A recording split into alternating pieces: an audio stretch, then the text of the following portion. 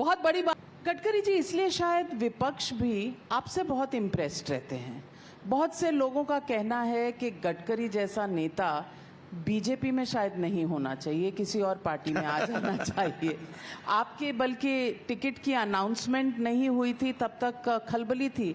उद्धव ठाकरे जी ने कहा कि आप महाविकास आघाड़ी से आकर लड़ लें, आपको सपोर्ट करेंगे, आपको जितवाएंगे। कांग्रेस पार्टी भी कहती है कि गडकरी जी अच्छे नेता हैं। जब विपक्ष आपकी तारीफ करने लगता है तो कहीं डर तो नहीं लगता कि ये क्यों कर रहे हैं? और दूसरी बात, ये क्या उजागर करता है कि आप अपनी ही पार्टी में थोड़े से खींचे तने अनकंफर्टेबल हैं? नहीं, ये सब मनोकल्पित है।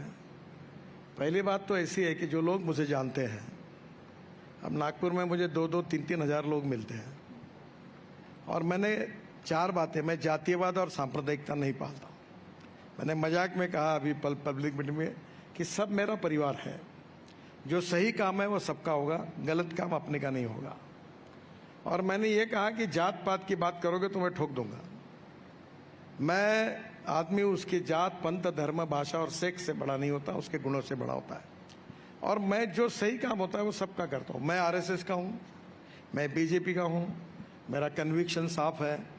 मैं इमरजेंसी के खिलाफ राजनीति में आया हूँ। मैंने अपनी आइडियोलॉजी कभी छुपाई नहीं। It is a part of my life conviction to मी।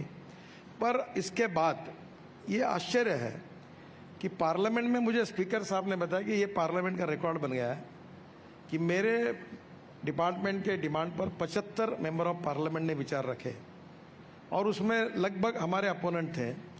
हर व्यक्ति ने, ओवैसी से लेकर सब ने मेरा अभिनंदन किया और मुझे धन्यवाद दिया। तो मैंने मेरे भाषण में पार्लियामेंट में कहा था कि मैं बीजेपी वाला हूँ, मैं आरएसएस वाला हूँ, मैंने अपनी विचारधारा कभी छुपाई नहीं है।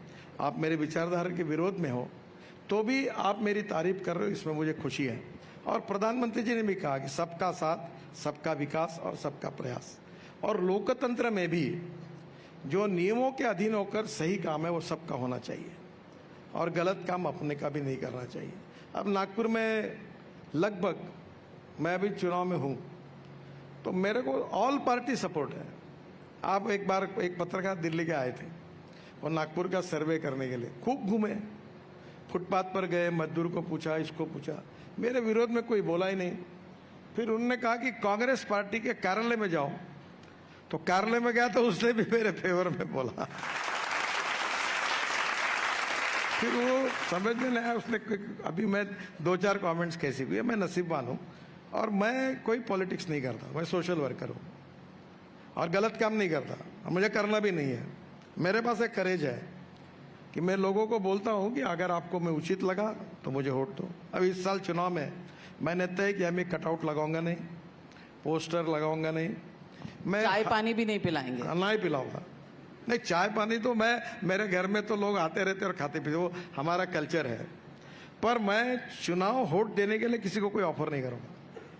मैं ईमानदारी से काम करूंगा, लोगों के पास जाऊंगा, उनका आशीर्वाद लूंगा, जो सीनियर होंगे उनको पैर छूंगा और बोलूंगा मुझे आप सहयोग करिए।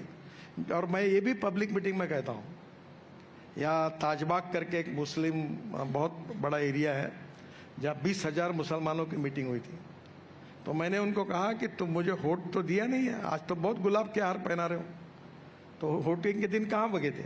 उन्होंने कहा सर आपने वोट नहीं दिया था। तो मतलब चिंता मत करो, जो मुझे वोट देगा उसका भी काम करूंगा, जो नहीं देगा उसका भी काम करूंगा, और आप चिंता मत करिए। और मैंने काम भी किया।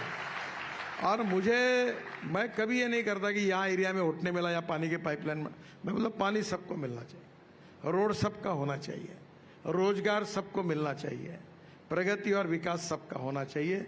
मैं ये करता नहीं। जात पात की बात मेरे पास करेगा तो मैं ठोक देता हूँ उसको। मैं कहता हूँ पूरा शहर, पूरे तो राहुल गांधी को ठोक देंगे क्या? क्यों? तो रोज जात पात की बात करते हैं, कास्ट सेंस।